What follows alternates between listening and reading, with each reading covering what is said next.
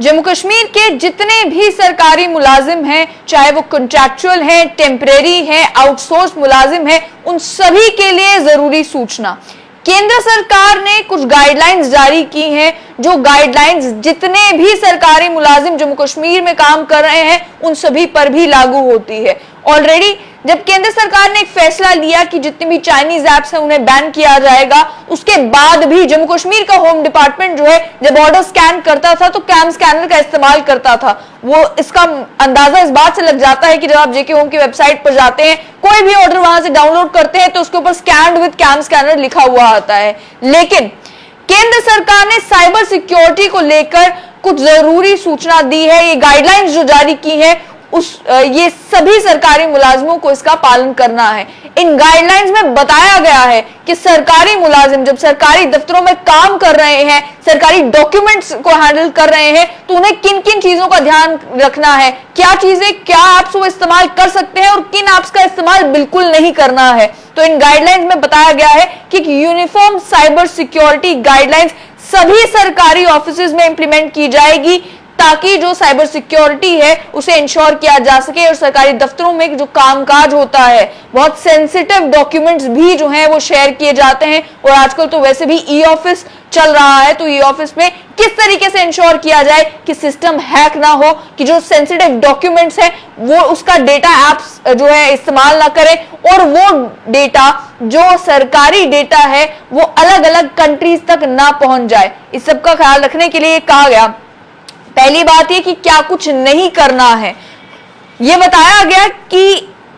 Multiple services, websites और apps पर same password का इस्तेमाल ना किया जाए। यानी कि आप अगर सरकारी किसी भी डेस्कटॉप के ऊपर अलग अलग वेबसाइट्स को एक्सेस कर रहे हैं, अलग अलग एप्स आपने जो है अपने सरकारी फोन में डाउनलोड करके रखी हैं, तो उसमें आप अलग अलग पासवर्ड रखें, सेम पासवर्ड ना रखें। और अपने पासवर्ड्स को ब्राउजर में, यानी कि गूगल क्रोम हो गया, मोजिल्ला फायरफॉक्स हो गया, इंटरनेट एक्सप्लोरर हो गया, अन्य जितने भी ब्राउजर्स हैं उनमें सेव करके ना रखें, ना ही किसी अनप्रोटेक्टेड डॉक्यूमेंट्स में। बहुत लोगों को जो है ये आदत होती है कि अपने डेस्कटॉप के ऊपर एक माइक्रोसॉफ्ट वर्ड का डॉक्यूमेंट खोल लेते हैं, उसी के अंदर सारे पासवर्ड लिख रखते हैं, तो किसी के हाथ भी वो डॉक्यूमेंट लगा तो आपका कोई भी अकाउंट जो है वो एक्सेस कर सकता है। तीसरी बात ये कि अपने पासवर्ड्स को, आईपी एड्रेसेस को, नेटवर्क डायग्राम्स को किसी भी अनसिक्योर्ड मटेरियल के ऊपर, यानी कि स्टिकी नोट या पोस्ट-इट नोट्स जो आप दफ्तर में इस्तेमाल करते हैं, या कोई प्लेन पेपर जो है आप अपने टेबल के ऊपर रखते हैं, उसके ऊपर भी अपने पासवर्ड्स को लिख के ना रखें।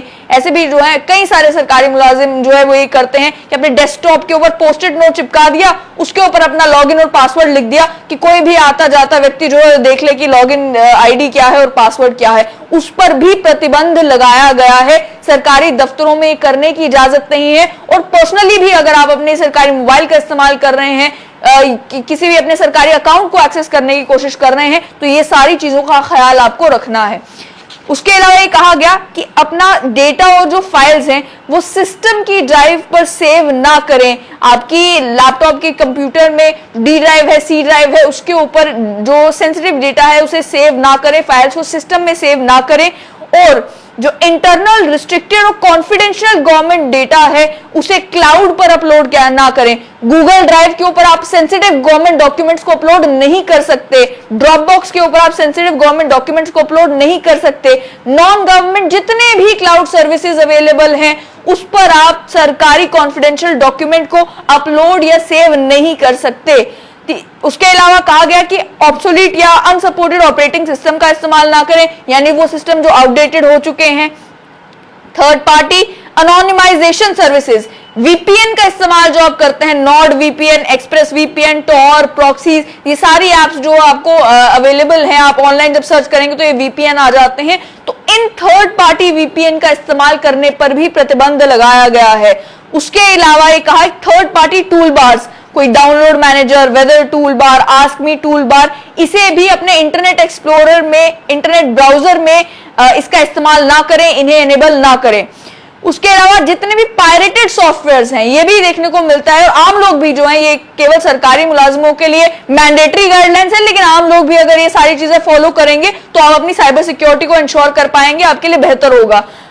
पायरेटेड सॉफ्टवेयर, क्रैक्स या कीजन का इस्तेमाल ना करें। बहुत सारे लोग टॉरेंट से या अलग अलग वेबसाइट से जो है क्रैक्ड कोई सॉफ्टवेयर इंस्टॉल कर लिया या कोई मूवी डाउनलोड कर ली, कोई पायरेटेड सॉफ्टवेयर इंस्टॉल कर लिया जिससे आपको लगता है कि अब मुझे सॉफ्टवेयर के लिए पे नहीं करना पड़ेगा, लेकिन उससे भी आप जो है अपने डेटा को रिस्क पर डाल रहे हैं। कोई भी ऐसा लिंक ना खोलें जो उन ईमेल से आया है जिसका अननोन सेंडर है। अब ऑफिशियल ईमेल आईडी पर जितने भी सरकारी मुलाजिम हैं उन्हें कई सारी ईमेल्स अलग अलग लोगों से आती है, लेकिन अगर आपकी ईमेल में कोई लिंक शेयर किया गया है और आपको नहीं मालूम कि ये सेंडर कौन है, तो उस लिंक को ना खोलें। लिंक का इस्तेमाल करके फिशिंग की जाती है जिससे आपका डेटा हैक होने की संभावना होती है। उसके अलावा अपने सिस्टम का पासवर्ड या प्रिंटर का पासवर्ड या वाईफाई का पासवर्ड भी अनऑथराइज्ड लोगों के साथ शेयर ना करें। यानी सरकारी दफ्तर में आप जाते हैं, कोई आपका दोस्त या आपका कोई रिश्तेदार आया है, कोई आपसे मुलाकात करने के लिए आया है, कोई भी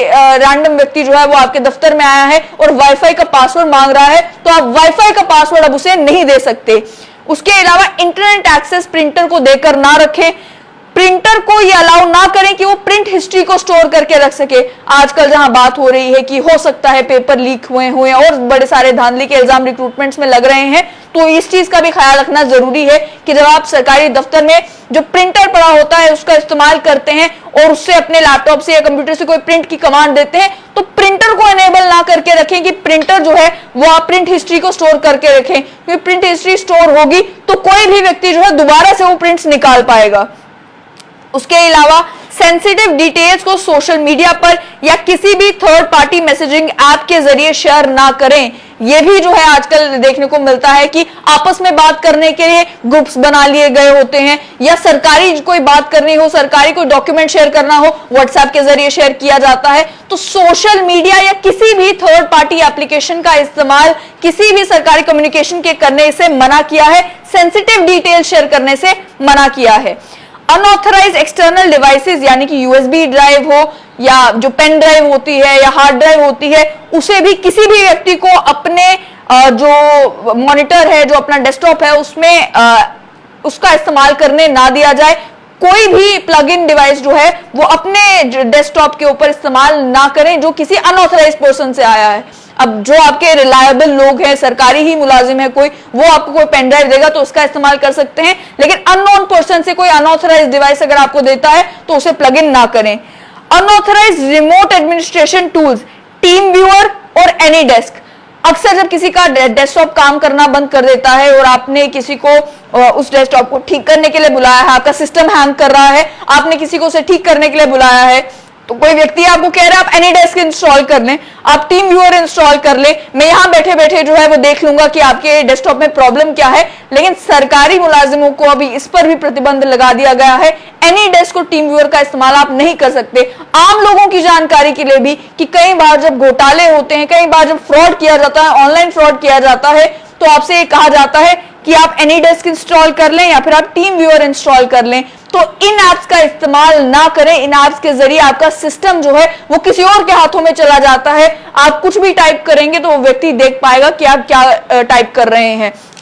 और रिसेंटली सोशल मीडिया पर मैं भी देख रही थी कि एक इंसिडेंट हुआ जहां पर एक व्यक्ति मेंशन कर रहे थे कि उनसे ये कहा गया कि आप टीम व्यूअर इंस्टॉल करें, और उसके बाद बिजली के बिल को लेकर ये कहा गया कि आप बिजली का बिल पे करने के लिए यहां पर 100 रुपए जो है वो भेज दें। तो उन्होंने देखा कि मेरा टीम व्यूअर खुला हुआ है, अगर मैं नेट बैंकिंग करता हूं, मेरा आईडी पासवर्ड तो जो व्यक्ति टीम व्यूअर के जरिए मेरा डेस्कटॉप देख रहा है उसके पास चला जाएगा। तो उन्होंने उसी टाइम जो है वो एनी डेस्क को, टीम व्यूअर को बंद कर दिया। तो इन चीजों का भी ख्याल रखने की जरूरत है। साथ ही में कोई भी unauthorised third party video conferencing या कोलैबोरेटिंग टूल का इस्तेमाल सेंसिटिव इंटरनल मीटिंग्स और डिस्कशंस के लिए नहीं करें। यानी कि आम आपको मीटिंग करनी है तो जूम या फिर अलग अलग जो गूगल डुओ है या अलग अलग जो एप्स है, गूगल मीट है, उनका इस्तेमाल आप कर सकते हैं। लेकिन सेंसिटिव इंटरनल मीटिंग्स और डिस्कशन के लिए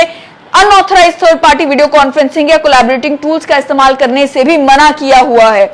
इसके साथ में external email services official communication के लिए इस्तेमाल ना करें। केवल जो आपकी सरकारी ईमेल आईडी है उसी से आप कम्युनिकेशन ऑफिशियल कर सकते हैं। अपने मोबाइल फोन को जेल ब्रेक या रूट ना करें। ये भी खास तौर पर जो आईफोन यूजर्स होते हैं उनमें देखने को मिलता है कि वो अलग अलग ऐप्स क्योंकि इंस्टॉल नहीं कर पा रहे होते हैं, ऐप स्टोर के अलावा अगर वो कोई ऐप इंस्टॉल करना चाहते हैं तो कई सारे लोग अपने फोन को जेल ब्रेक या रूट कर देते हैं ताकि वो अपनी मर्जी से कोई भी ऐप इंस्टॉल कर सके, लेकिन वो भी जो है आपकी सिक्योरिटी को हैम्पर कर सकता है। इसके अलावा एडमिनिस्ट्रेटर अकाउंट का इस्तेमाल या अन्य किसी अकाउंट का इस्तेमाल जो है अपने पर्सनल काम के लिए ना करें। आपको नॉर्मल अपना कोई काम करना है लेकिन आप अपनी एडमिनिस्ट्रेटर अकाउंट का इस्तेमाल कर रहे हैं या एडमिनिस्ट्रेटिव ईमेल का इस्तेमाल कर रहे हैं तो उसे करने से भी प्रतिबंध लगाया गया है।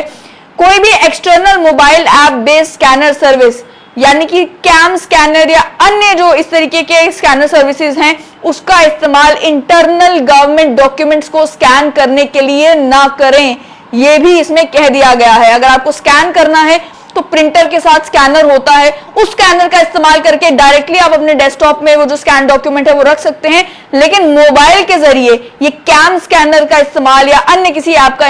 इस्तेमाल आप डॉक्यूमेंट स्कैन करने के लिए नहीं कर सकते। ऑल्टरनेट मैं बता देती हूँ कि अगर आपके पास आईफोन है तो आईफोन की नोट्स ऐप में ऑलरेडी एक स्कैनर इनबिल्ट होता है, उस स्कैनर का इस्तेमाल जो है वो आप कर सकते हैं, लेकिन किसी भी एक्सटर्नल ऐप का इस्तेमाल करने से भी मना किया गया है।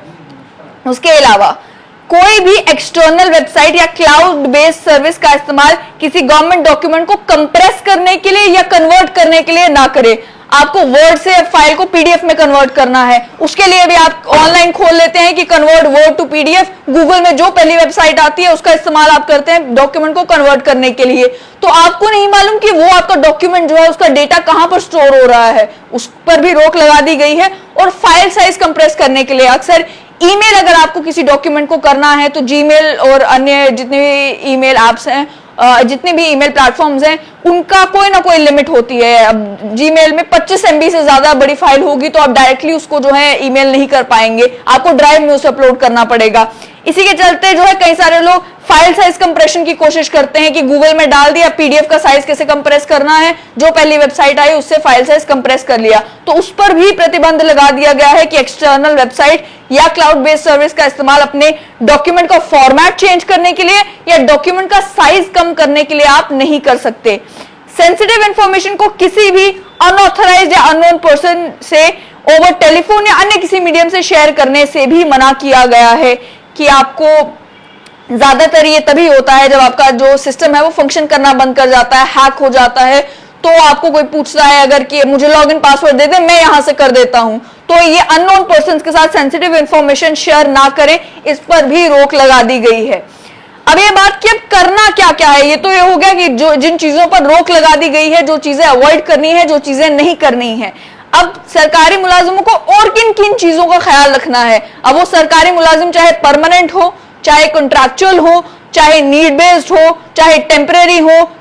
किसी भी सरकारी विभाग में आप काम कर रहे हैं तो ये गाइडलाइंस जो है उनका पालन आपको करना है। जो डॉक्यूमेंट ये कहा गया कि कॉम्प्लेक्स पासवर्ड रखा जाए, आपकी जो भी ईमेल आईडी है, जो एडमिनिस्ट्रेटर अकाउंट है, उसका पासवर्ड जो है 8 कैरेक्टर्स का होना चाहिए, कैपिटल लेटर्स उसमें होनी चाहिए, छोटी लेटर्स भी होनी चाहिए, नंबर, स्पेशल कैरेक्टर्स, इस तरीके का पासवर्ड होना चाहिए जो इजीली कोई गेस ना कर ले, और जब किसी सॉफ्टवेयर में भी डाला जाए तो वो पासवर्ड इजीली गेस करने लायक ना हो। उसके साथ साथ में अपना पासवर्ड कम से कम 45 दिन में एक बार चेंज जरूर करें। जितने भी पासवर्ड्स आपके हैं कम से कम 45 दिन में एक बार उस पासवर्ड को चेंज करें, और अगर मल्टी फैक्टर ऑथेंटिकेशन ऑन कर सकते हैं तो वो भी किया जाए। मल्टी फैक्टर ऑथेंटिकेशन का मतलब है कि जब भी कोई लॉगिन करने की कोशिश करेगा या आप खुद किसी और डिवाइस में उसे लॉगिन करने की कोशिश करेंगे तो या तो आपके फोन पर ओटीपी आएगा या फिर जो है आपको नोटिफिकेशन आ जाएगी कि somebody is trying to log in। जब तक आप उसे एनेबल नहीं करेंगे तब तक लॉगिन कंप्लीट नहीं होगा।